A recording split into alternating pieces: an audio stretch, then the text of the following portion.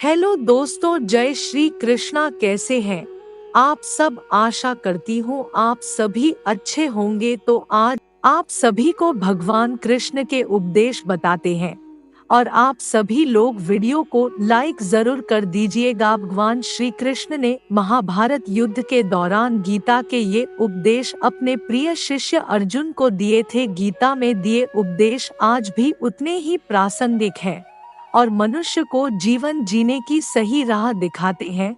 श्री कृष्ण के उपदेश हमें धर्म के मार्ग पर चलते हुए अच्छे कर्म करने की शिक्षा देते हैं।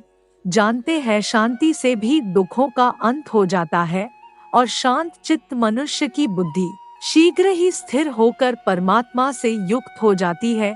हमारी आस्था की परीक्षा तब होती है जब हम जो चाहे वो न मिले और फिर भी हमारे दिल से प्रभु के लिए शुक्रिया ही निकले। जो बात सच पर आधारित हो उसे करने या कहने और मानने से कभी नहीं डरना चाहिए। लोग अक्सर सच कहने से बचते हैं या डरते हैं, पर सत्य कभी छुप नहीं सकता और न ही कभी मिट सकता है। कितना भी छुपा ले पर सच तो उजागर हो ही जाएगा। अहंकार करने पर इंसान की प्रतिष्ठा, वंश, वैभव तीनों ही समाप्त हो जाते हैं।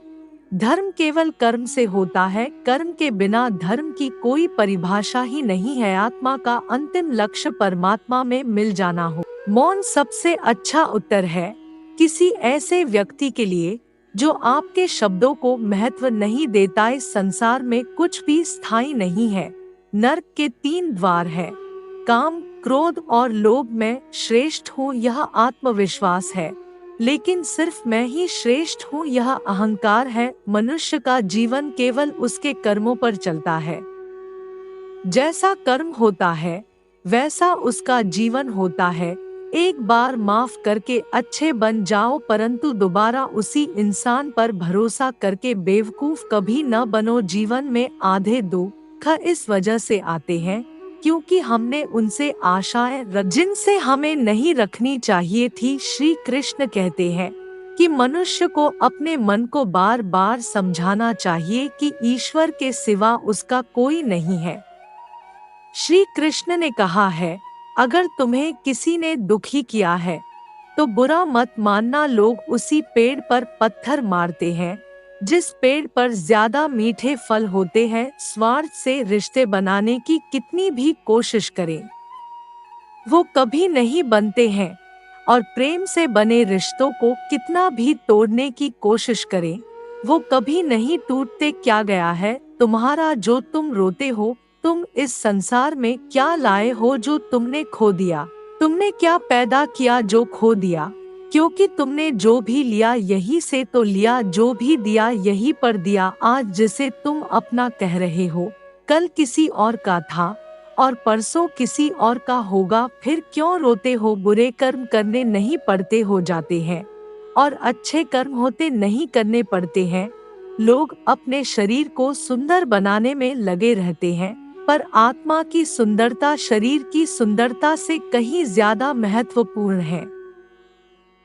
शरीर तो नश्वर है, मिट्टी ही तो मिट्टी में ही मिल जाता है, पर आत्मा अमर है। इसलिए आत्मा की सुंदरता पर ध्यान दो। आत्मा की सुंदरता अपने को श्री कृष्ण में लीन करने में मिलती है। इस शरीर का मोह मत करो, यह तो माटी है, माटी में मिल जाएगा।